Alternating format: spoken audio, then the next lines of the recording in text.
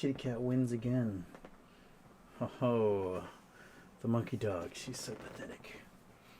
Wow. Okay.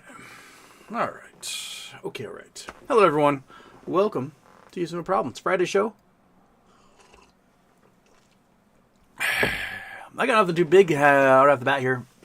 We have GameStop finished over $22, so it's like $1.50, $2 above max pain, which is at $20.50, which pushed some options in the money. So maybe we'll have a little gamma on Monday, perhaps.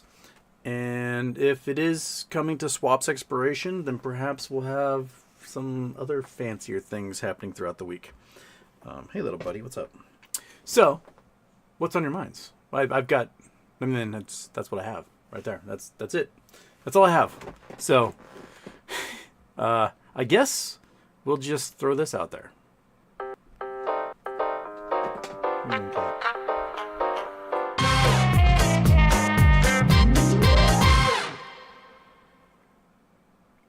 Oh, it's over.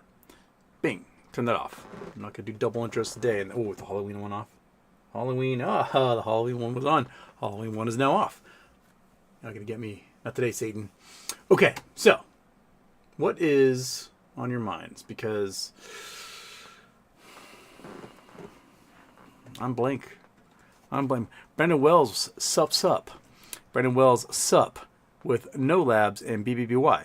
No Labs, an insider filed, was it a Form 4 showing that they bought 100,000 shares last week.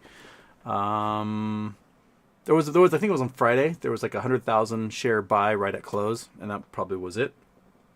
Other than that, no new news since the last new news. And then we have, what's it called? BBBY. Looks like MJL is filing more stuff to piss off the judge in that case. I don't know if anyone has ever been held in contempt in a bankruptcy case before, but this dude might. It sounds like the judge is just over it, man. They're over it. They just want him to go away and let them finish their stuff. So that's what I got out of that. Yeah, nothing new other than those two things. Emtra, Okabe says nothing. Yes, that's basically nothing. Emtra, if you pay the ferryman with the coin you were buried with, is that cryptocurrency?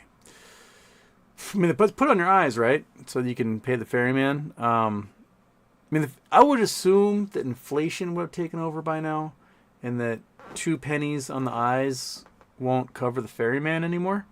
That the ferryman probably has just truckloads of people sitting on the shore on the river Styx. He's like, no, you need to pony up the dineros, buddy, because I'm not doing it for 2 pennies. It's 2024. Ferry ride here, passenger ferry, I think is like $9.85, and a car is about $20. So, you know, I don't know how much a gondola is in Venice, but I'm sure it's more than 2 cents. So the ferryman, you're gonna wish you invested in Bitcoin in 2009 in order to pay the ferryman. That's what I'm saying. Super chat from Off the Grid Hero. What could be the fastest resolution for next bridge hydrocarbons blockchain?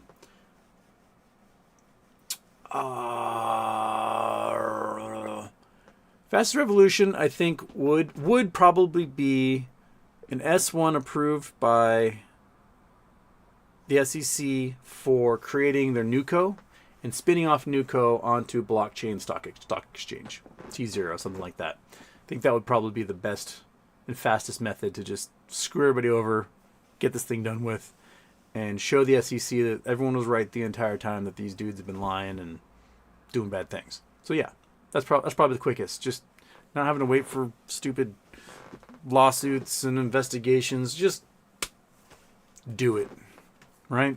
In the meantime, you can still do all your lawsuits and investigations and everything. And when you do win with the crypto coin, you can then sue all those guys who naked shorted you for manipulation and everything after the fact. You'll have plenty of cash to pay for the lawyers to do it. So might as well.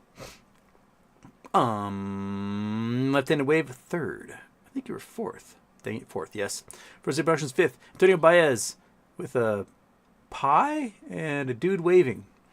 Keegan Murphy also with, oh no, Space Helmet, sorry. Yep, I need new glasses. So bad. Space Helmet, Cheeseburger. First Day Productions, do you think that Metamaterial board members and CEO can be held responsible for, like the BBYQ board is? Yeah. I mean, if you get somebody who's competent enough as a plan administrator to then sue the board for destroying the company, exactly. I think you can do that. I forgot the update. One update. I have all the names so far for Charity Tuesday. A couple people sent me messages, let me know, show me their little receipts that they donated. I noticed we're up to like 1,600 and something for the Charity Tuesday, and thank you very much for a wonderful Halloween Charity Tuesday. It was a lot of fun. So if you did donate, you can send me your receipt, and I'll add you to the list for the giveaway, which again is for a small squishy, 50-cent Wish, a large boxy, 50-cent Wish, and I'm going to bother picking up a giant sluice box. It's for you to put together and go mining with, because whee! Right? Right, monkey? You're excited. I can tell. You're actually just upset that the cat's on the thing and you haven't got any food. Okay. Colin, grabbed a couple of 23s for next week, but just before close, still have a couple 25s from our 15th. Let's ride. I did too. I bought 16 of them, I think, at $23.50 was my price. That was my strike price. So let's go. Let's do it. Let's have a little whee on Monday. Or, even better yet, let's have a Roaring Kitty YOLO update Sunday night and a big whee on Monday. That's what I want us to see. Chill Face, what's up, Houston? Are we ever going to make it, brother? Sure. Lisa Sa, Houston, can you be mentally prepared for if No Labs doesn't work out? How'd we all like? Worst case scenario, no FDA approval? Pretty much, yeah. I mean, if they don't ever get FDA approval, then that's probably it. They may, with the joint venture agreement, eke something out with the steering wheels, but the big, $50 billion thing is getting the glucose monitor. The technology is amazing. It can work on all sorts of stuff. So somebody would pick it up, but yeah, they need to get the FDA approval, and once they do, holy smokes. And then the next one is Wheat Wild. Hi, bud. Any updates on GMGF? I haven't looked up GMGF in a while. Let's see if GMGMF. Oh, I'll do graphene manufacturing group. Let's see if they got anything going on. Usually have a whole bunch of stuff in their little news section. So, news. Let's check it out. Press releases. Latest announcement, October 23rd. GMG reaches major milestone in thermal XR test work. Graphene Manufacturing Group, or the company, is pleased to provide technical update commercialization process of thermal XR powered by GMG graphene. Now successfully passed 15,000 hours of corrosion protection under salt sea spray industry standard test. So I think this is their fancy paint. Is that their stuff? Like their graphene-based paint thing? The longest lasting corrosion protection coating available on the market. Oh, it's a corrosion protection. So you put it on your car and things like that. Can now accurately model and calculate the heat transfer rate expected from thermal XR compared to bare uncoated aluminum within 1% results. This was reviewed and verified by University of Queensland. Figure 2 shows simulation model used to calculate the heat transfer coefficients of bare aluminum versus thermal XR coated aluminum. The test GMG built operated to obtain experimental data. The test was conducted at a temperature approximately of 100 degrees Celsius. All right.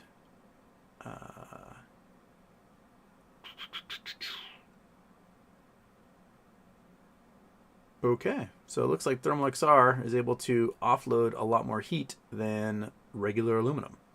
Word. Okay. Heat transfer complete. What else they got going on? Oh, you guys can't even see what I'm looking at. I'm an idiot. I forgot that part. That would help, wouldn't it? There we go. Okay. GMG provides business update on Australian government engagement. I don't care about that. Thermal XR. I care about batteries. Financial review. We provide quarterly sales update.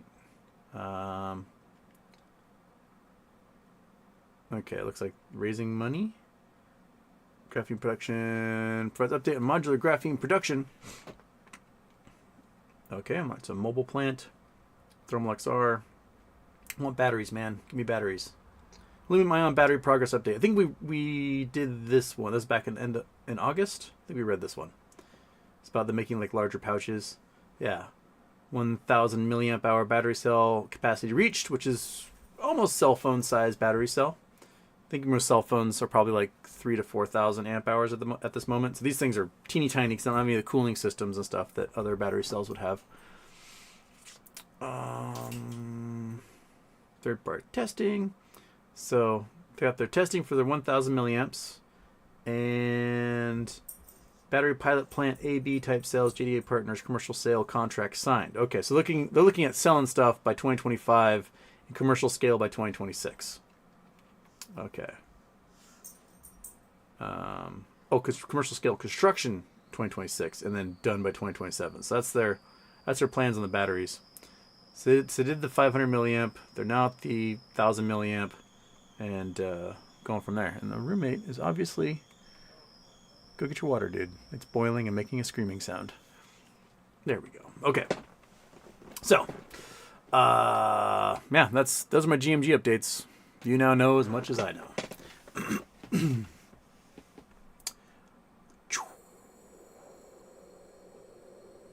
And oh shoot, Miss Jigashukla super chat. Thoughts on manufacturing things in space like proteins? Oh yeah, there's definitely a business for manufacturing in space. You can do lots of things in space that can save energy. A lot of stuff that has issues under gravitational pressure. So you can do like cold welding in a vacuum in space. You can do like I said, like you can do lots of weird biological things that you can't do here. Let's get a list of them because I know there's a whole bunch, and I am no expert on those. List of things.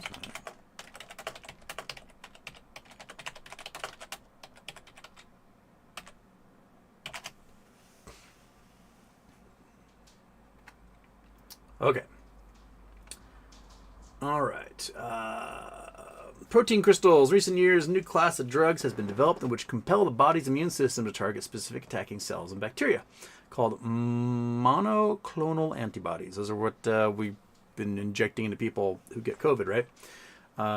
These drugs are engineered proteins that can be designed to target almost any attacking cell, such as cancer.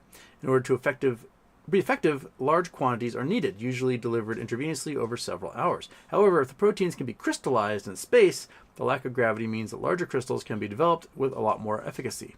A lot more efficiently. The large protein crystals enables MAB treatments with higher concentrations so that long intravenous procedure can be replaced with a simple injection delivering the same exact dose. Noted. Stations and infrastructural facilities. Well, many pieces of space hardware, such as CubeSats, for example, are launched ready-made. Other structures need to be assembled in space. Weighing more than 400 tons, talking about the size of the ISS. I don't care about that. Large-scale manufacturing of megastructures. No one cares about that. Advanced fiber optics, really. The speed and capacity of communications and data exchanges across the globe are important drivers in many industries. Vast networks of metal wire and fiber optic cables crisscross countries, connecting cities and powering markets, technology products, energy systems, and media more. And the industry is always seeking greater efficiency and speed. One promising material is an exotic optical fiber called ZBLAN, which stands for zirconium, barium, lanthanum, sodium, and aluminum. The manufacturers of ZBLAN involves suspending the constituent parts from a height and using the Earth's gravity to begin elongating the material. Really? However, this process can result in tiny flaws along the length of the fiber, resulting in the formulation of crystals that can significantly reduce signal loss. When developed in microgravity, these flaws are minimized, and the performance of the resulting fiber can be orders of magnitude above the fiber created on Earth. Huh. Okay. Certain tools. Let's talk about using 3D printed parts in space. That's not really. Human organs? Really? Our biology has a great stride. Traditional transplants can often be temporary fixes or might fail entirely, endangering the patient. Further, tissue cellular structures can collapse under their own weight and capillaries and can fail to propagate blood and other liquids. As you might have guessed, space might be the answer. So you build the, you 3D print these suckers in space or something, and then plop them into people. And then zero-G food. That's not very exciting. That's just food for astronauts to eat. So, space food. Looks like the proteins one is probably the big winner. Didn't really talk about capturing asteroids and making intergalactic ships out of them, which is what Red Dwarf was. So, yeah. Let's do it, Jiggish. Okay. Where was I? President's Day Productions, with all the name-calling, finger-pointing, division in the States and around the world, I really hate it when people say age is only a number, when clearly it's a word.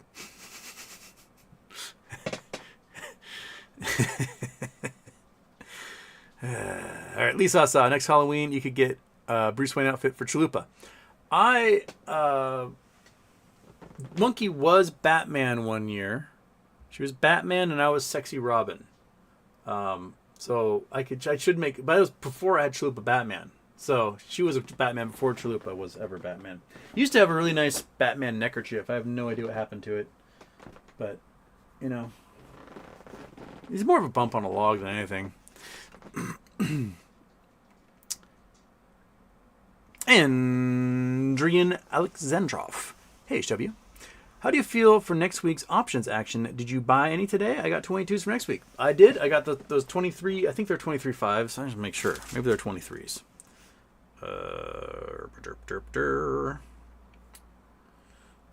Yes. They are 23 5s. So I have 16 of those.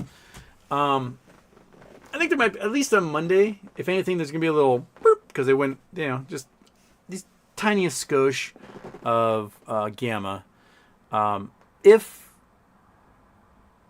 we get anything out of Roaring Kitty showing that the idea that the November swaps could be in play again, then we might see more than a little boop. So, if anything, I figure I can get my money back.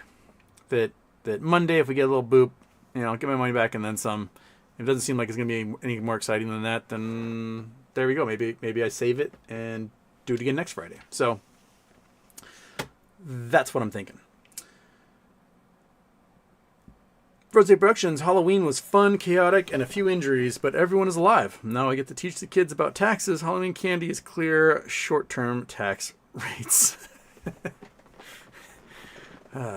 Well, I had another year with no trick-or-treaters, so all my candy is there for me to eat as a good adult. Not Your Friend is here. And for Rose Productions, last week I built a papier-mâché spelling, model of Mount Everest. The kids asked if it was to scale. I said no. I said it's to look at. Jason Blackwell, you're getting showing up here. And 9. Oh, crap. And 9, you just vanished. Where'd you go? There we go. Yo, you think RC is deep in DJT? Starting to think more and more RC is not as smart as we all give him credit for, hoping I'm wrong. I don't think he's that dumb. Because if he was going to buy a social media thing and then fall in line with a bunch of weirdos, he would have volunteered to be one of the investors in Twitter. So he didn't do that. And I just can't see him. If it comes out that he invested a whole bunch of money into DJT, then GameStop is done.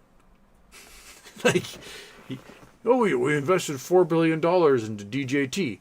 Okay, by Wednesday that will be $0 and poof, gone. I don't think they're that dumb. I think the only people dumb enough to do that are people who put the Trump flag on their car, or billionaires who want to own the next president, so they are investing in the company to prop the stock price up to keep him happy. Those are the only two people. And I don't think Ryan Cohen has the spare billions to do that at the moment. Nor could he handle the backlash of half his investor base being like, what did you do with our money? Right? I don't think he did that. I could be wrong, but I don't think he did. Sis54, NVIDIA to join Dow Jones Industrial Average, replacing Intel. Got to keep that market afloat. Fraudulent or not, it's always been about the bottom line. This market is rigged. We need a bulldog SEC. I'm all for making Lena Khan the head of the SEC. Move her from FTC to SEC, let her do her thing. You know, I'm sure she could recommend somebody to take on the FTC and go from there. But yeah, she really has no fear. And she encapsulates, I think, sort of the functional philosophy of what Tim Walz was talking about when he was first introduced as the running mate, is you don't save political capital, you spend it.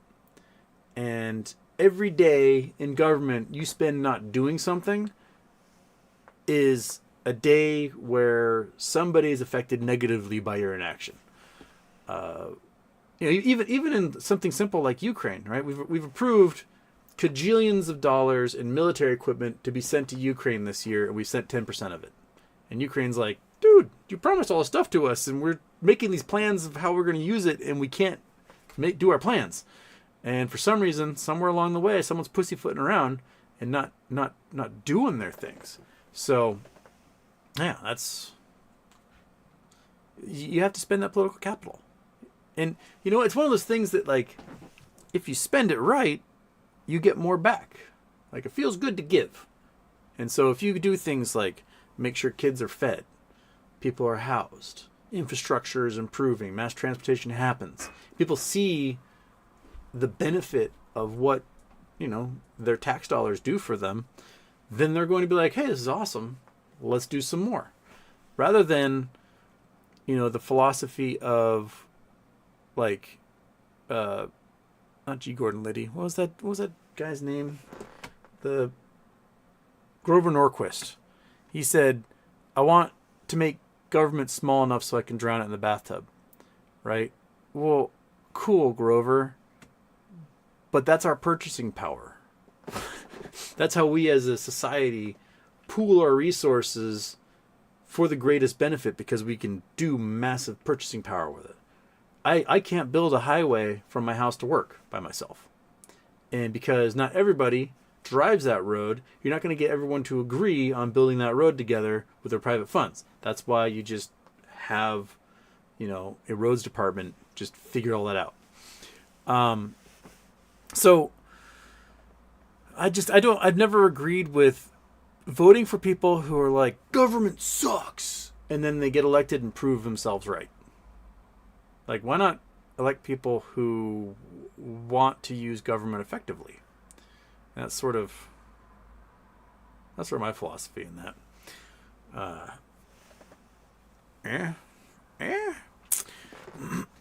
But yeah. Anyway, NVIDIA joining the Dow seems like really poor timing, because NVIDIA is gonna yoink. You see MicroStrategy, that their Ernst and Young just like quit as their tax guys or auditors. They're like, yeah, these guys are full of shit. We're out, and their stock price just collapsed. That's one of the companies that NVIDIA was giving money to buy chips from NVIDIA, who then took those chips and used them as collateral to borrow more money to buy more chips from NVIDIA, and that is all they've been doing. It's a giant fraud scheme. And so when MicroStrategy collapses, when was it Cyber Table or whatever they're called, the mafia guys that are in UAE from Ireland, when that one collapses, then you're looking at, you know, probably 40% of NVIDIA's customer base being fraudulent. You're going to see this massive contraction. And you're going to get really cheap graphics processors all of a sudden, because they're going to have to sell all that stuff off to pay off their debts. And I'm looking forward to getting like a, you know, 4080 video card for $50 off Temu, because there's just so many of them available. Don't see shade them. Weird ticker at hedge funds have YOLO'd into. Ticker QXO has very little volume and is at all-time low. Can't figure out why smart money is in. QXO. Hashtag QXO. Stock. 1525. What kind of... Okay, so 2020, huge spike in January of this year up to $175. Drop. Gigantic spike up to $220, and then a huge collapse all the way down to $12. And now it's at $15. Huh. It's Greenwich, Connecticut. Interesting. Silver Sun Technologies Holdings Incorporated. I know nothing about what the hell these guys are. They're a holdings company of some kind. I don't know what they hold or why they had a giant spike. I mean, this thing was over $100 for 5 months, 6 months, and then collapsed. Collapsed the exact day that GameStop collapsed when Ryan Cohen dealt out all of those shares, 75 million shares. How long did it take to collapse? So it took about a month. For it to drop 200 and what? 200 about $180. Wow. Little dead cat, back up 78, and then so that was July 26th. Well, let's just go year to date. Easier to do. Okay, so dead cat peaked on July 24th, and then by July 30th was dead. So 123. So that was, what day was that? That was a Wednesday. So 6 days later, all the way down to $11. What in the world? Did they do a giant offering or something? Did they have a options chain? QXO options chain. They do have an options chain. So somebody made like $7,000 off those puts in 1 week. Wow. Interesting. Huh. And now it's super stable. Now the implied volatility is at 70%. What's it out for a couple of weeks here? Let's look at... they're only on monthlies. So, yeah, implied volatility is really low. So it's like, we're going to stay at 15 and not leave. Interesting. I have no idea what they do, man. None. Nazar Bratko, still investing in No Labs? Yes. Yes, I am. I've got, like 11,000 shares now? Something like that. Whenever I got spare change, I just throw some at it because it's like 25 cents. So if I got a couple of dollars left in my account after a trade, I just buy some No Labs with it. Just Miami H, what's all this Epstein talk lately? Oh yeah, Wolf. He wrote Fire and Fury, which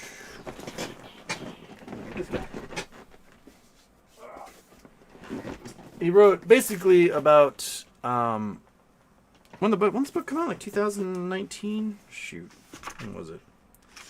It was 2018. Basically about crime and dysfunction inside the White House and the massive turnover that was already happening and all the insider. So he wrote this thing. 2018. He apparently during that entire time was having recorded conversations with Jeffrey Epstein. This is before he got arrested, after he got arrested. 100 hours worth of tapes talking about his relationship with Trump, Epstein's speculations, and how Trump was running the White House, history of like him and together like doing gross things with young ladies.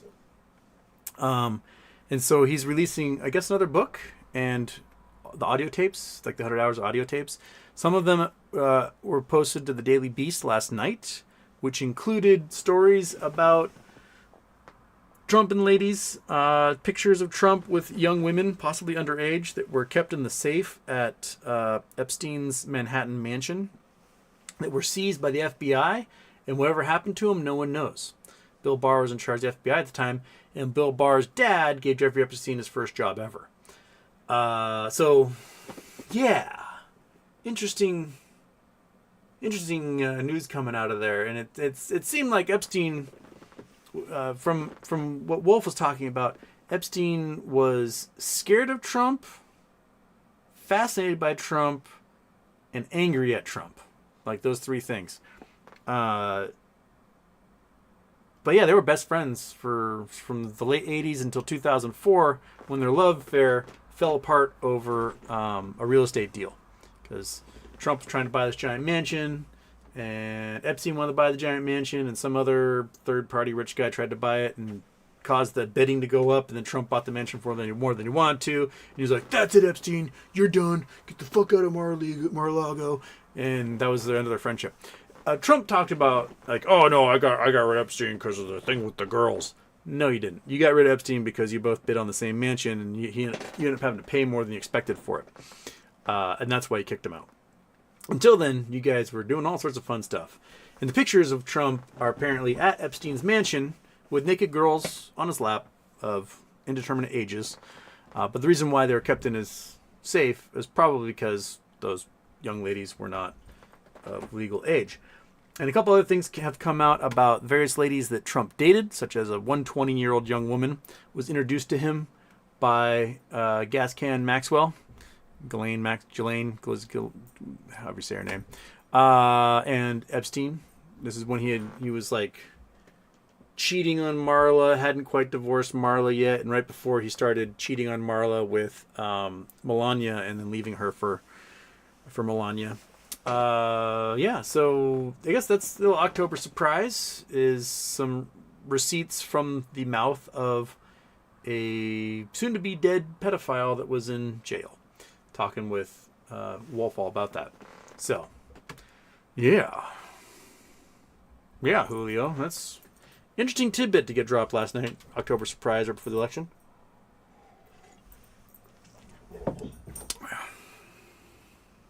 It's like I just hear Monkey wrestling the kitten in the other room. Okay, where was I? I did. That's the NVIDIA one. Avocados likes the frozen state puns. Reverend Turf. Happy birthday, Houston. Almost gave an ultimatum at work to give me a raise or fire me today. I cooled off and barely remembered at 12:57 to buy GME calls for next week. Half of them went through, and the other is pending, and I doubt they will be at that price next week. C'est la vie. Well, at least he got some of them. I missed a couple of windows. I'd planned to buy 22s yesterday, and I'd set a limit price at 42 cents, thinking, oh, it'll hit right before close.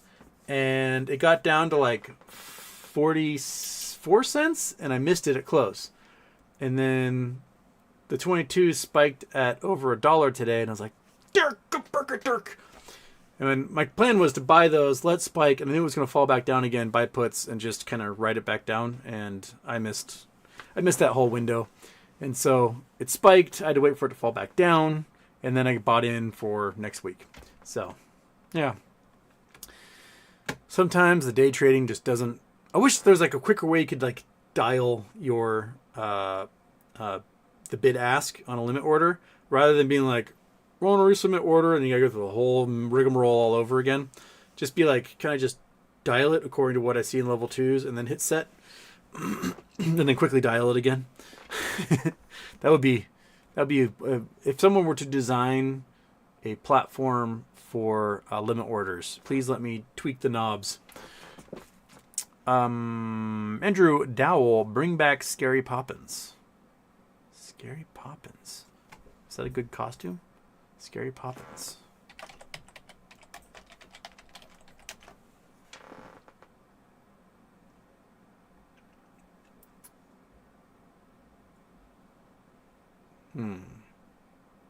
Oh, I see some AI photos of what could be Scary Poppins. But I don't care about AI photos. Go away. I want to see human beings. I like the idea of scary Poppins. I like a good pun. A good pun for a Halloween costume works. Like Abraham Lincoln, classics. Hmm. How'd you do a sexy, scary Mary Poppins? That's what I need to figure out.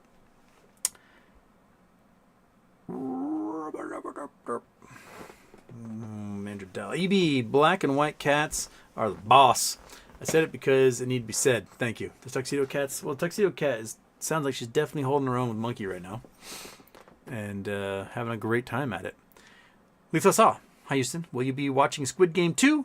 What game from season 1 do you think you excel at? I've never watched Squid Game.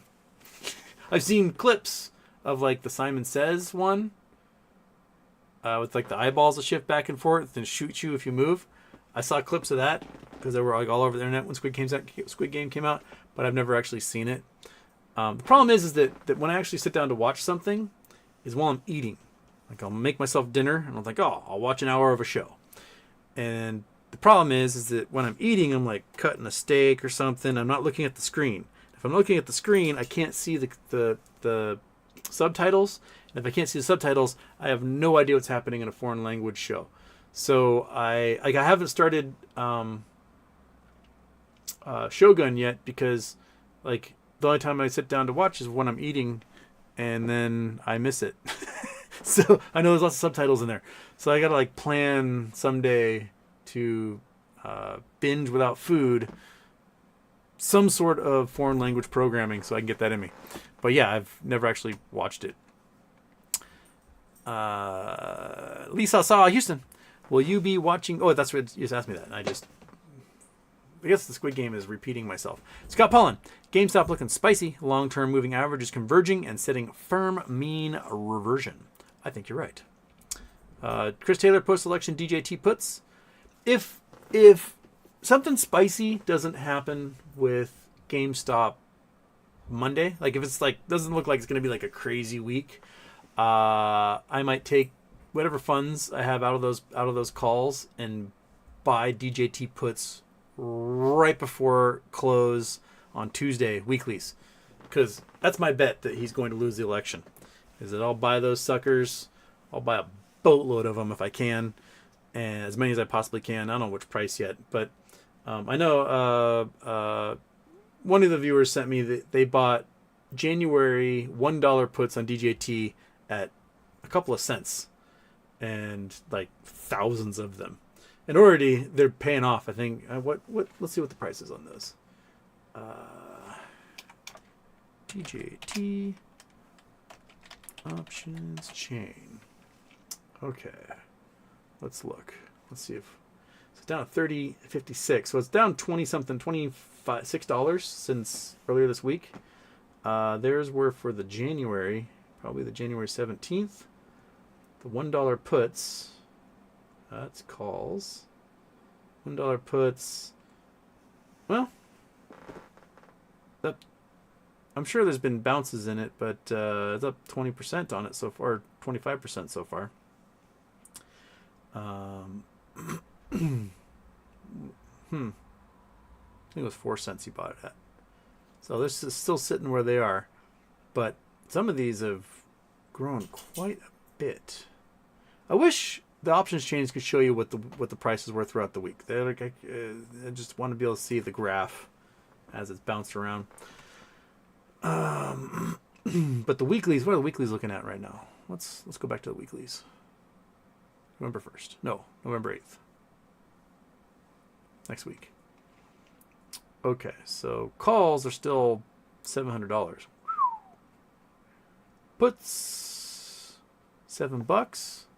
So I'd probably look somewhere around the dollar range. So 15s. But by Tuesday you'll have Theta Decay. So you'll probably get something in the dollar range, maybe in this area. Which I think is something that could happen to it after hours and Wednesday, Thursday, Friday next week. So looks like it's a big investment in $20 puts for next week.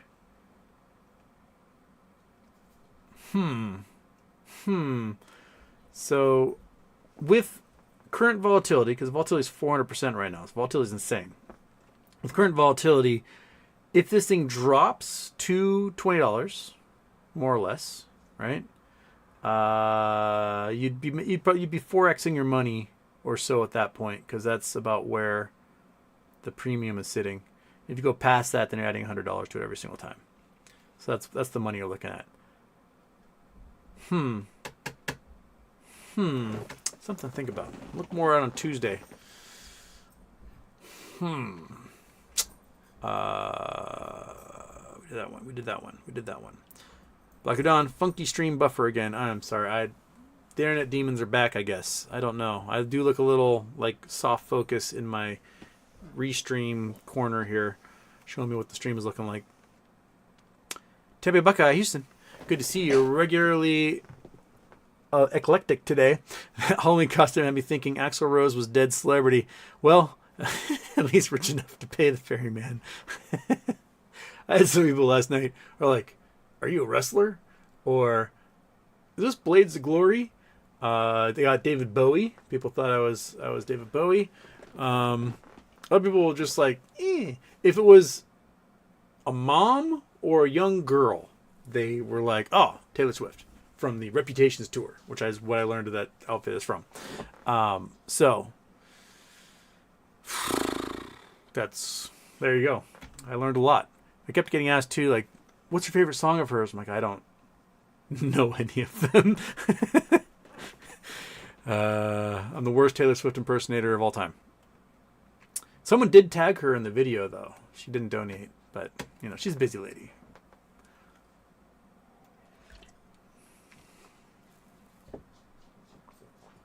Off the Grid Hero, how would we make money from blockchain like regular NextBridge holder? Well, the idea would be, last year they filed this S1 to split off their subsidiary into Nuco. And Nuco was theorized with who they were talking to and doing agreements with was going to be a blockchain listed stock, meaning if you had your shares registered AST, you would get your Nuco shares, probably 1-for-1 on the blockchain, and then they would give however many are left over to the DTCC to then spread out to all of the brokers. And the brokers, because they are massively oversold, would not be able to distribute them equitably. And so there would be a lot of shorts who would have to go into the market, into that new blockchain market, buy up those blockchain stock tokens for whatever price people want to sell them for in order to make good on their legal obligation in providing any dividends to shareholders. It's what Overstock did with T0. Their stock was getting hammered down like in a dollar range. They released a T0 coin, and that resulted in the stock price flying and the T0 coin flying as the shorts had either closed positions or buy this thing to provide it for people they had shorted shares to. And so there you go. That's how you do it. Tom Zaki, as a European, I'm curious, how is the mood in the U.S. before the election? Just heard on a DT rally he will start the greatest deportation in history from day one. As a German, that sounds familiar. Yeah. I mean, a third of the country is like, woo! And then you have a third of the country who's like, ah! And then a third of the country who's like, when's Golden Bachelor on? That's basically how U.S. operates. Trump's deportation plans are very, very, very, very, very, very, very connected to Nazism. And I can show you a little tweet here from his Goebbels. And this is it. Okay, so this is from October of last year. And this is Stephen Miller talking to Jack Posobiec, who is a Nazi. Like, and people are like, you should call everyone Nazi. Like, no, Jack Posobiec, he tweets the 1488 crap all the time. There's a picture of him with a Nazi symbol on his arm once. He is straight up Nazi, and he's probably on that Russian list because he does lots of pro-Kremlin, anti-Ukraine stuff. But anyway. Jack Posobiec says, we used to strip foreign-born anarchists and communists of citizenship and deport them. Laws still on the books, just planting seeds. And then Stephen Miller, who was head of policy in the Trump White House and who is definitely a Nazi.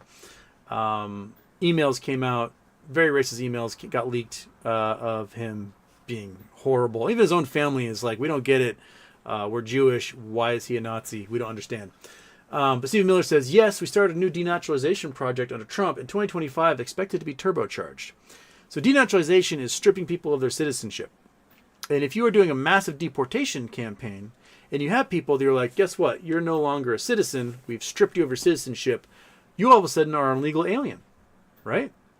So you are an illegal alien in your own country because you've been stripped of citizenship. Well, where are they going to deport you to? Because you have no other country that you're from, right? So they can't send you anywhere. This is a problem the Germans ran into in, well, the late 1930s and early 1940s. Was originally Hitler talked about, I want to just expel the Jews, get them out of here, make them leave because they aren't real Germans, get them out, right? Doing the same thing with the Roma, the gays, infirm, whatever. And what you discover is that if your family, say they're Jewish and they've been in Greater Germany for several hundred years, there is no nation that they're from because they're German. And so if you strip them of their citizenship, you don't have anywhere you can deport them to because everyone's like, they're not ours. What are you doing trying to send them here? And you run into a problem. And that problem is you have a bunch of unwanted people. No countries will take them. What do you do with them? Well, you make giant camps, put them in gas chambers and mass graves. And that's what you do with them. You figure out an industrial process to remove them. You have a final solution to your problem. So Stephen Miller and Jack Posobiec and Project 2025 and Agenda 47 and Donald Trump talking about mass deportations, they're also talking about stripping people of their citizenship. First, they're going to do people who are naturalized citizens. You come from Ecuador, you come from Mexico, you come from somewhere where your skin is brown, right? You'd be like, yeah, we don't actually think you're a real citizen, so we're going to strip you of your citizenship. We're going to send your ass back to Ecuador, whatever. Then they'll start with, then they'll move on to probably natural-born citizens, but are children of immigrants. So let's say two people from Mexico come to the U.S., they have a child, that child's an American citizen, born, raised here, spent all their time here, never been to Mexico in their entire life. The parents get sent back. The child is not a Mexican, right? They have no frame of reference. They might be an adult at this point. They have no family left there. All the families in the U.S. or was in the U.S. You don't know what to do with them. So you have them in camps where they'll stay, and it's expensive, and you're going to try and save money, and you save money, it's going to be like, well, we're going to make some industrial gas chambers, and that's how we're going to take care of it. That's the slippery slope of rampant, unmitigated xenophobia, is that you will eventually start killing people because you have no other option because they aren't from other countries. They just, that's just how it's going to roll. That's the natural progression of such xenophobia. And it's what's happening to the Rohingya in Myanmar right now. The Rohingya are an ancient civilization on the border between Bangladesh and Myanmar, and they've always been kind of outsiders to the Buddhist majority military junta, and they're like, get out of here. And like, where we're gonna go? We're from here. And they're like, not good enough. So they start killing them all. Ethnic cleansing, right? That's just how it works when you have such, personalities in charge. So that's kind of what you're looking at, and it's a bummer. It's a real bummer. Juice Mammy says Sal's in the house. Salvatore, hey man, welcome back. How's it going, Sal? We should do a show again. Talk some turkey. Welcome. Emtra, Ferryman, Crypto, sure is a bad joke, but funny. Bad. Michael Tucker. Kamala should have gone on Joe Rogan's show and answered actual questions that most Americans have. Or Joe Rogan could get off his ass and go to Kamala because it is within days of the end of the election and she's got a campaign. So, but Joe's like, I don't want to do an interview inside my studio. Well, tough shit, dude. She's the current vice president of the United States. If she asked me, like, hey, Houston, I'll be in your podcast, but I can't come to Seattle to do it, and I don't want to do a Zoom call, I would pack up all my shit, use my air miles, and go to wherever she is and interview her. It's not that hard. And, you know, he's like a bajillionaire, so he can fly his little private jet, stay in his little 5-star hotel, interview the Vice President of the United States, who's possibly the next American president, and she shouldn't have to go, like, leave where she's campaigning in North Carolina and Georgia, flop over to Texas for a moment, and then come back in these last stages of the campaign. So, yeah. Mr. E Machine, why is Bitcoin worth so much more than gold and silver? You can hold one, the other you can't. Speculation. I mean, I've talked about this in the past. Like, look at a stock like COS. There's 5 million shares of COS. When you own that stock, you own a part of an actual company that makes actual things. And you have the potential for payouts and dividends and all sorts of other benefits that come with being a stockholder. There's 21 million Bitcoin ever. There are no dividends. There are no payouts. COS is more rare. COS is 4 times as rare as Bitcoin. But Bitcoin's got the marketing behind it. And in the end, there's only 3 uses. There's you pay for crimes with it, you money launder with it, speculation. Outside of that, there's no practical uses for it. And it's more concentrated in the hands of the wealthy than any other security in existence, including cash. The 1% control about 30%, 31% of all the wealth in the United States. Bitcoin, the 1% control 97% of all Bitcoin. Meaning, basically, if you didn't get in 15 years ago, 12 years ago, there's just not, the gains are not going to be there for you. And you know, the likelihood of crypto being sort of a blasé fad in the end is very great. Plus, the numbers are really hard to deal with. Like, if you want to use Bitcoin as an actual currency, but the price is just doing this all the time, you have no idea if that can of beer or the burger or the stick of gum is going to be, you know, this much you're paying for, or will be the equivalent of this much. Like, I read a story about a guy who bought 100,000 Bitcoin in 2012, and then in 2017 bought a house with it. It was worth like $100,000, and now it's like $355 million. So, like, what do you do with that? Like, people aren't going to want to get rid of it. They aren't going to want to sell it. They're going to hoard it. But then if it has no use in the end, it's just going to be like a stock that never pays a dividend. And it's not a hedge at all against the market crash, because the last time the market crashed, it crashed with it, right? Like, it went down to what, $3,000 in 2020 when the market crashed, and because it can't be used as a collateral, it'll be the first thing that gets sold off by these hedge funds, because they're going to have to pay a boatload to pay off their liquidations.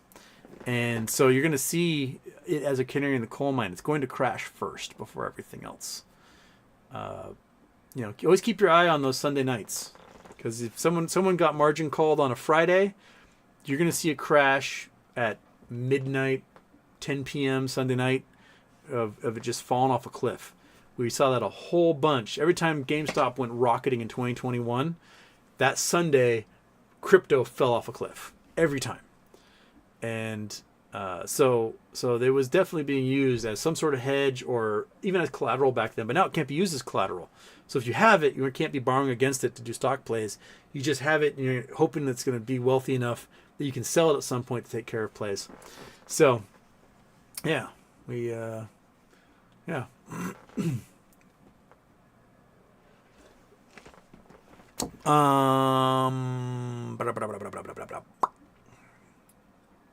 Juice Mammy, that French dude is going to get wiped out on his huge Polymarket debt. Oh yeah, isn't he bet like $45 million in Polymarket at the moment? What's that lady's name? She's the data scientist. She was pointing out that, like, the payout for Polymarket isn't until afternoon inauguration day when whichever candidate actually gets sworn as president. That the payout isn't until then. So you got some waiting to do. It's not just election night. Snort alert. Oh, Houston, finished your last episode 5 minutes ago. Your dress was very beautiful and hilarious. Well, thank you. Thank you. Salvatore says, I'll DM you an X. Sweet. Excellent. We'll discuss it. And Tampa Bay Buckeye, I'm sitting in June 25s, 23C, 24C, 25C. Oh, long term. Looking long term on those. Nice. Luke Alexander. How you doing, Houston? Question. Have you ever successfully swayed or converted a Trumper? Been trying my best to tell my mom about how bad this guy is for our country, but doesn't seem to get through. I have no idea.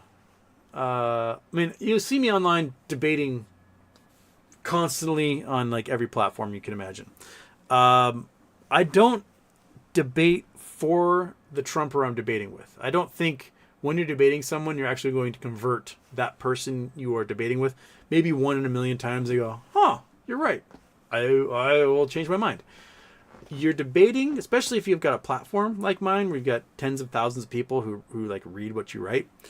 I'm debating for the people who read it because their ego is not tied up in the actual debate that's going on. And so therefore they aren't going to be on the defensive, and they can sit back and they can change their mind independent of what me and the other person are arguing about. So whenever you see me arguing with somebody on the internet, I am not arguing for the benefit of that person. I'm arguing for the benefit of the thousands of people who may see what it is I'm saying, what evidence I'm putting out there, and articles I'm attaching to it, and you know, the vast arguments I'm making. So I have no idea if I am changing any minds. I do think a lot of viewers who in 2021, when I first started doing the show, were very upset at my take on Elon Musk, have totally reversed course. I think there's a lot of you even in this chat right now who in 2021 were like, Elon's awesome, he's the smartest guy in the world. And now we're like, yeah, Houston was right. Elon's a turd. So I think that's one place I may have converted some people. Nazar Bratko, you still loading up on No Labs? When I can. Puma98, Chewy, up 5% in after hours, joining Midcap 400. Really? Interesting. Luis Gonzalez, best Batman movie. Ooh. I mean, the Batman movies have a couple of different styles. The Tim Burton styles were very comic book-esque / Tim Burton, everything's night. And then you get to, was it John Singleton and the guys that did the Val Kilmer and George Clooney ones, and they just seemed like a little too over the top, catering to children / trying to sell toys, and they didn't quite have the zazz that Tim Burton ones had. And then the reboot with Christopher Nolan were dark, brooding, adult, very well put together. And the most recent one was just kind of, classic detective story, just noir. Didn't have as much action, I think, as people were expecting out of a Batman film. And not too much plot, really. It's just kind of like, this guy's like, I do bad things. And then, I don't know, I didn't get too much depth out of it that I thought they were going for. So not the newest one. It was okay, but not as great as I want it to be. So we got to go Tim Burton comic book style versus adult Christopher Nolan Academy Award style.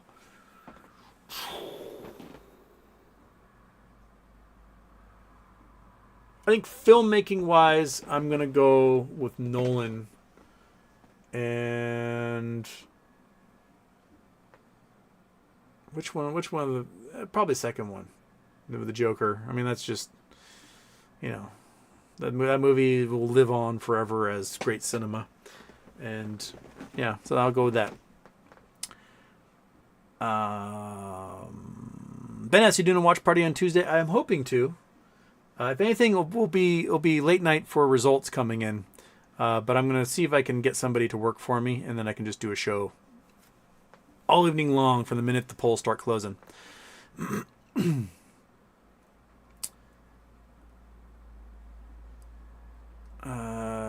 Luis Gonzalez says, bye, Felicia, to somebody. Mystery Machine, have you put your money where your mouth is and put some money down for Kamala to win on Robinhood?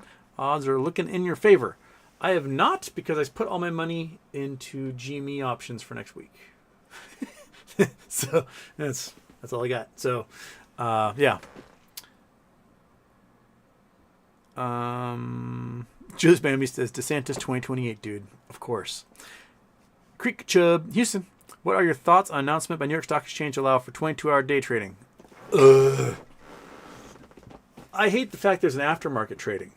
I would love if it's just from 9:30 a.m. Eastern to 4 p.m. Eastern, and that's it.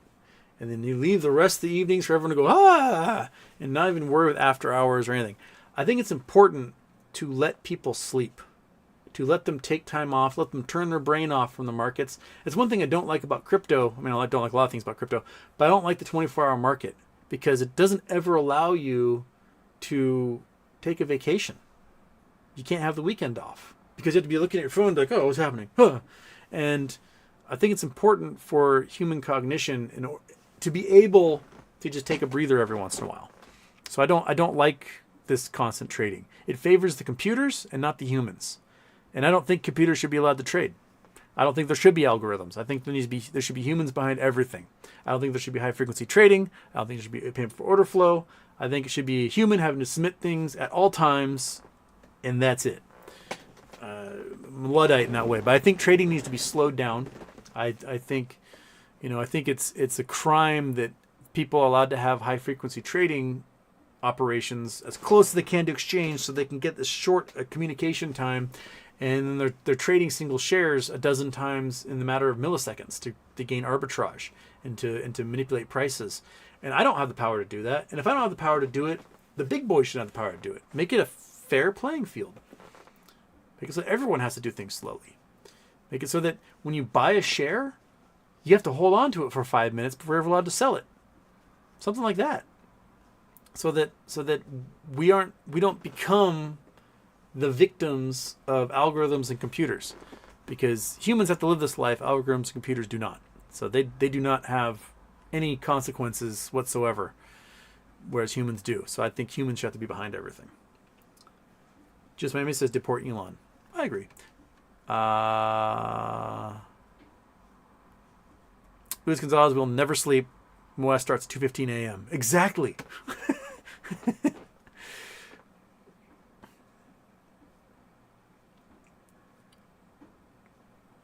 Oh, I see this. We got, yeah.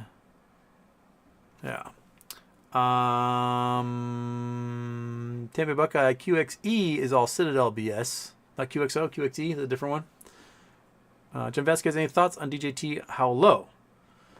I mean, if he loses the election, 0, eventually. Because he's getting sentenced on November 26th. He's going to be facing... I'm not sure when the D.C. case, federal case, will start, but that'll probably start pretty darn quick after election day. And then he's going to be probably facing the documents case back in Florida under a new judge, because I think Eileen Cannon's going to be jettisoned since they discovered she was on the short list for Attorney General. So yeah, I think there's going to be a lot going on, and They talk about today that he's $2 billion in debt and it's growing.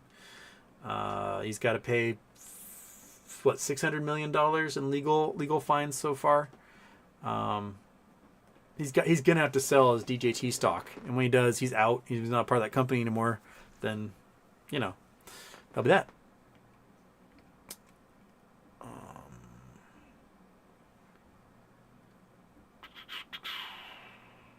Peter Sunday regretting not shorting DJT. I hope it goes up before election so I can buy puts for cheaper. That's also another great. If you can get a little spiciness on Monday, Tuesday, that'd be kind of great. CGC Gill sitting on 3 GME calls, 1 put, 6 UVIX calls, and 9 AMC calls. All are near the money and out a few months at least. Low IV headhunting. Indeed, the IV is, we had a little little action this week, but it wasn't very much. So the IV still stayed very low. We're kind of still within like that comfort range on it. So yeah. Sorry, just got a message. And all right, cool.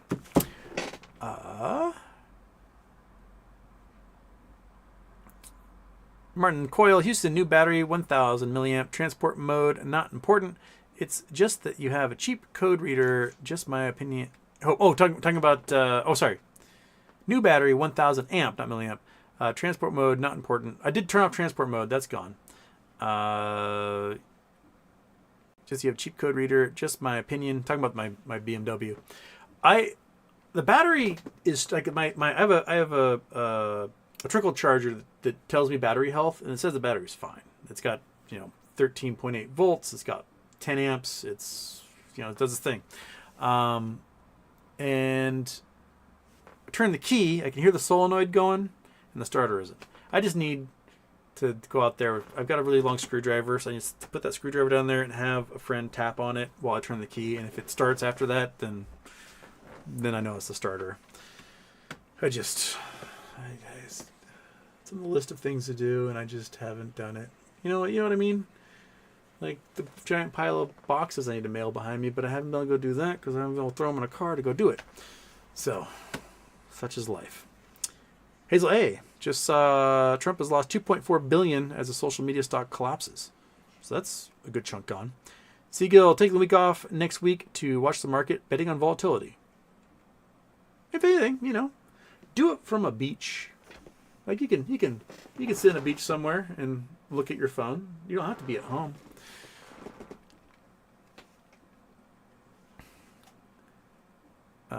Joe Spammy says, looking forward to watch Houston pile drive those two. Talking about the people that got deleted. There's one guy is in there as a shill, and another lady I've never seen in the entire my life says, show proof of these pictures. Why wasn't this brought out in 2016? Do you really enjoy spreading gossip like an old grandmother? Mary Gard. Proof of the pictures were that the FBI admits to taking them out of the safe at Epstein's house, and then they've never seen the light of day since. That's what happened to them. Epstein admitted it. The government admits it. Rumor abound on both those things, but we don't have the pictures because Bill Barr got the pictures and did something with them. And Bill Barr's dad gave Jeffrey Epstein his first job ever. You know what Jeffrey Epstein's first job ever? It was a teacher at a private school.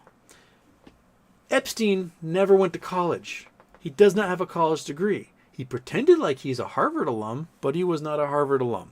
He was a high school graduate. He had no qualifications to be a teacher at a private school of all things. And why Bill Barr's dad gave him that job, no one knows. But it did give him access to underage girls, which is one thing we do know. And it was after that job that he started amazingly becoming a cajillionaire investor when it appears he was blackmailing rich people. Perhaps because he was already trafficking girls at that time. I don't know. But that appears to be kind of where his wealth came from. And it all started with that initial access to young girls under Bill Barr's father at that private school in New York. So, yeah. Bill Barr and Trump had some motive to make those pictures disappear. Boston Tom, what about Vance? That guy can communicate. He can communicate, sort of. He can't riff. He's not very good off the cuff. And he's not very good when he's challenged. And my biggest bummer about the debate was it was a little too cordial. That I think walls need to be a little more, you guys are weirdos right off the bat. Because Vance is one of those people that demands to be taken seriously, and you can't take him seriously.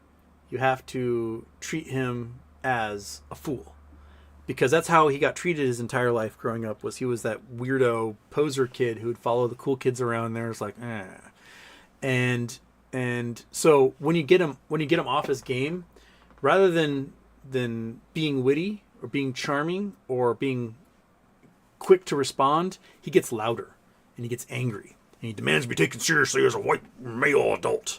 And that's kind of how you get someone like him to just lose it. A lot of men do that method. Like, if you ever worked a restaurant job and faced a hangry male who's berating some poor waitress, it's because they don't have quick wit, they don't have good coping skills, and all they can do is get louder and angry. And that will hopefully intimidate and make people go boop, boop, boop, boop, boop, because they don't want confrontation. But if you just wave off the confrontation, they've lost all their ammo in that case.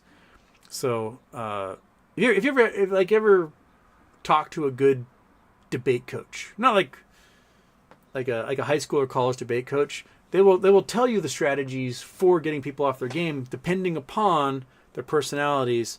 And one of my favorite sayings of all time is, it's easy to pretend to be serious, it's impossible to pretend to be witty. And so it's people like J.D. Vance, their jokes, they have to write their jokes down a week in advance and memorize it and memorize it and memorize it and look for the opportunity to tell it. Whereas somebody who's smart and witty will riff with you, cracking jokes all along. He's the type of guy that if you had a group of people that were like cracking jokes at each other, he'd be sitting in the corner going, ha, ha, ha, ha, ha, because he wouldn't be able to contribute. And when he did, it would kill the mood. People were like, oh, and it's over. It's gone now. JD just tried some input, and all the fun has been sucked out of the room. So, if I were to coach the Harris Walls people on their debates, that's how I would have gone in with Walls. I've been like, look, dude, just do that folksy football coach ragging on a dumb student, and that's how you need to treat Vance in that case. But he does speak clearly. He does speak slowly. He just can't do it if he hasn't practiced it ahead of time. Just look at the video of him in the donut shop, looking like a complete robot, not knowing at all how to order donuts or what donuts are. You just don't get that with somebody who's like quick and with it, right? He's just not A game. He's not A game at all. That's my point. Iglemon. Just mammy, I think people should have to drink Wait, what? I think people should have to drink Greg from How to Drink Last Bev Cocktail. I have no idea what that means. But okay, Iggy. All right. We got to the point where Sal is here. Just Mammy's got the Cubans ready. Fantastic. John Vasquez, you're awesome, Houston. Thanks for sharing your knowledge. Thank you, John Vasquez. Treetop. I just read that Elon Musk would be deported under the proposed denaturalization law. Yeah, I mean, he should be deported now, mainly because he lied on his application. But, you know, he's a bajillionaire, and that provides some privilege that others don't have. One sec.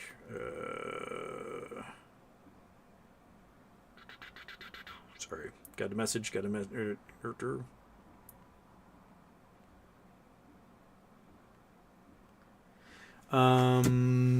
Okay. Salvatore says you can't technically hold a U.S. dollar. Either the value is dictated by inflation, therefore its physical presence doesn't give it a real tangible value. That's true. It is dictated by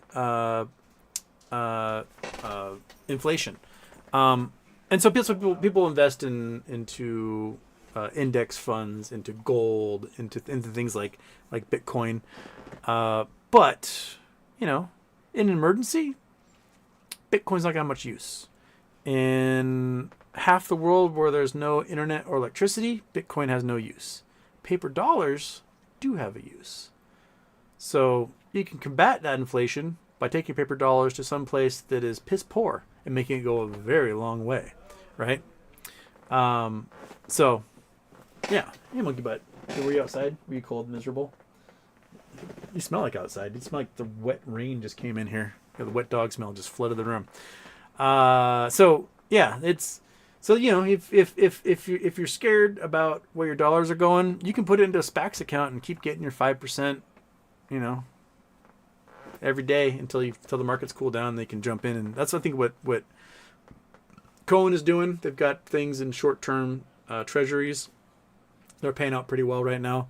That's probably what Warren Buffett's doing with his $300 billion is they're taking that cash and it's just sitting in short-term treasuries. It's sitting in money market accounts. It's sitting in CDs and whatnot. And then when they're ready to use it, they pull that sucker out and they will buy up the entire market for pennies on the dollar when everything's crashed. Chris Taylor, Cost was supposed to report earnings on 10/31. Did they not?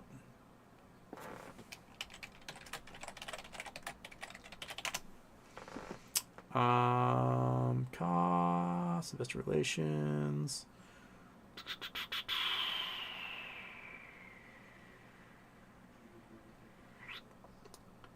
Cost, earnings date. I'm not seeing anything. It was estimated to appear on 10/31. So my guess is they haven't actually announced when it is. It's one of those things like, oh, it's usually the last whatever day, last Thursday in October is when they do announcement, and they just didn't do it this time. So it's probably still coming.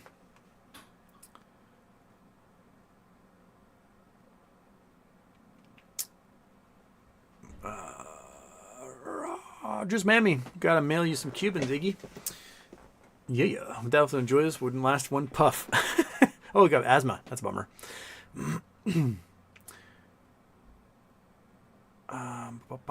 Still sending them. Olga Natswatsky, they filed 10Q. So they did file their 10Q. Okay. They just haven't done a call or a general report. Owen Saunders, 3 out of 4 brokers I held BBYQ with liquidated my position as bankrupt. Haven't got the assets for a lawsuit, so down 1,000 shares only. Sad face. Well, that's a bummer. And you're overseas, so I have no idea what type of weird rules there are for holding such stocks overseas. You're in Wales, right? Yeah, I have no idea what brokers there do, because a lot of the brokers, especially like the phone app brokers in Europe, it seems like they have some sort of holding company that takes the shares, and then those are yours, but the shares never actually go to your account. They stay in the United States in that holding company. So you don't actually have them. You just sort of like have a loose, like there's like a piece of really fine fishing line that kind of connects to you and that can easily break. And then they're like, oh well. That's what I think. Colin, we'll be trading from the beach next week if Moaz might start shopping for property too. Psych you up, Houston. Did you own any Beyond Incorporated? I'd like to buy some, but I don't know where it fits in the GME play. Any comments? I do not have any Beyond. I have not even thought about buying any Beyond. I don't know if it really fits anywhere except maybe with T0. They have been filing paperwork that looks like T0 maybe spun off as its own company, possibly traded on its own platform. So, yeah. I don't think Beyond as Bed Bath & Beyond fits into the BBY play beyond the T0 possibility of putting stocks on the blockchain. The interesting thing is that like Mark Cohodes is part of the whole T0 thing, and he really hates Ryan Cohen. He really seem to hate Ryan Cohen. And I have no idea if Cohodes is still part of T0 or not at this point. But man, does that guy hate Ryan Cohen. So, yeah. Just Mammy, Elon's mom is a weird lady. Really weird. I saw a clip of her earlier, and there was this guy, Doug. He was this tall, handsome, silver fox of a man, and he like owned a construction company, and he was a fairly regular of mine when I was working in this bar in college. And he'd come in, and the ladies were like, "Ooh, who's this tall, distinguished gentleman?" And he'd open his mouth, and they're like, "Oh, he's weird." And he had this like tick where he's like, I don't know how to move it. Like his mouth would just sort of move. And I saw Mae Musk do that in the interview. Like she was trying to crack a joke, and it wasn't quite coming out. And then she did this like eye twitch, and her mouth just went. And it reminded me of Doug. And Doug could have been such a player. He was a very handsome guy. He looked like he was a very successful dude. He was awkward as fuck when he talked to him. And so the women would sidle up to him, and he would start talking to them, and then they'd be like, and I'm out. Mae Musk seems like the female equivalent of Doug, the awkward construction worker. So, the thing, I met Doug's mom once, and she was weird. We had a quesadilla on the menu there, and it was like just a simple, boring ass. It was like cheese. You get some chicken if you wanted to. There was like no spices whatsoever, and a side of black beans that had no spices in it. It was like the most boring gringo quesadilla meal you ever have in your life. And Doug is having dinner with his weird mom, and his weird mom is bitching at me about beans are too spicy. And I'm trying to explain to her the beans just have salt in them. There's like no other flavor. There's no spices. She's like, you're wrong. These are too spicy. And I was like, I don't know how to fix that. But yeah, she's a weird lady too. And that's forever burned in my skull. That and the girl that was convinced her mayonnaise was cheese. Those two things are definitely burned into my skull. I didn't want cheese in my burger. I'm like, that's not cheese, that's mayo. It's like, no, it's cheese. I know what cheese looks like. Like, it's smeared on the bun. It melted to the bun and not the burger. That is not cheese. Don't tell me what cheese is. And her boyfriend's like, babe, that's just mayo. Don't you start. Humans. Colin, those stair steps on the cost chart really make me want to grab more. The cost does move with GME. It is definitely part of that basket. It hit $127 in January 2021. It's intraday high. So, and it like hit $44 June 2021 in that intraday high. So it can fly. And I don't understand. It doesn't have a options chain because there's way too small of a float. But you know, it's like 95% insider ownership with this little 5 million shares that we can trade. So, however it's tied in there, it moves, man. Cheshire, Houston, still no word on Bratia and Hunter cases. Are these the obstacles for BBY ticker to reemerge? You think this will go past 2024? You're the best. Hugs, Monkey Butt, Chupa Batman. The Hunter case, I thought they said they could still pursue after reemergence. The Bratia case, they might be waiting for that one, but it does sound like it's pretty much toast. They have to. What's the date? Sometime in November. They have to come back to the judge with some sort of agreement between them before the judge is like, I'm going to rule for you. And I think the judge's emphasis is like, Bratia, dismiss this stupid thing because you don't want me to dismiss it for you because then I'll charge sanctions and everything else. So that's my feeling when I read the judge's order that they go have mediation, or not mediation, but they go into conference and discuss the outcomes of this. So that's the way I'm feeling. Jealous Money 9501 end of chat. Hey Houston, your sister still lives in Bondi? Greetings from Cindy. No, she's been back since COVID. But yeah, she was in Bondi up until things got bad in COVID, and then she was like, our dad's in his 80s. I may never see him again. So she quit her job and moved back here. And I think she really liked living in Australia.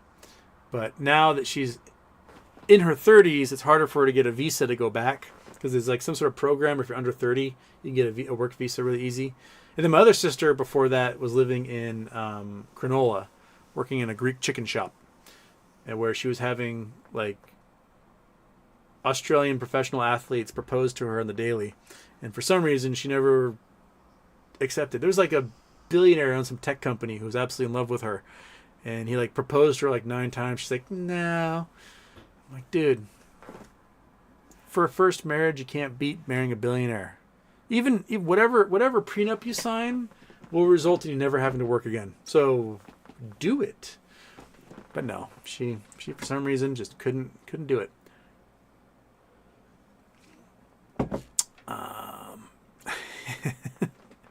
But yeah, I'm at the end of the chat. I got 4 minutes left. Haha, Cronulla. you go to a Greek chicken shop and mention Janelle, the family will probably be like, hey, we know that girl. So, hi, kitty. Yeah. But what's got in your mind? I got 218 of you here. I got 4 minutes left. Give me something. I did all the riffing I can do at this point. It's Friday. My brain is over. I spent it all squinting last night in my Halloween costume because I couldn't see anything because I didn't have my glasses on because Taylor Swift doesn't wear glasses when she's on stage. So, Winters. What do you think about MOAS and market crash during Kamala presidency? Orange Man fans will blame them for sure. I think no matter who is president right now is going to have a market crash. What's going to come down to is the ability to climb out of that market crash. And will Trump be able to do it? Trump likes to keep interest rates artificially low. And so in the case of a market crash, he will cut rates like crazy leading up to it. And then the market will crash, and then he won't be able to cut rates anymore. So we're cutting rates a little bit right now. But we're doing it slowly because we know what's coming, right? This thing's gonna go plonk, and we're gonna have rates probably at 1%. So if you do have cash on hand for a down payment and you want to get a loan on the house, probably this time next year you're gonna get a great deal. The houses will be cheap. Your interest rate, especially if you get like an FHA mortgage, will be like 1.5%, and you buy your house for 20% of what it'll be worth 6-7 years later. So yeah, I don't think that's such a bad deal. But I don't think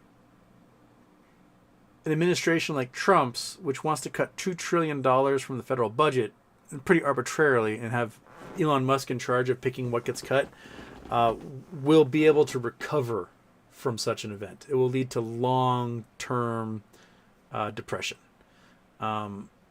Just as his deportation plan will destroy about 10% of GDP, which is twice as much as what the Great Financial Crisis did in 2008, 2009. So, just that alone, plus lopping $2 trillion of spending, will do a couple things. One, it won't change at all what's happening with the debt. It won't balance the budget.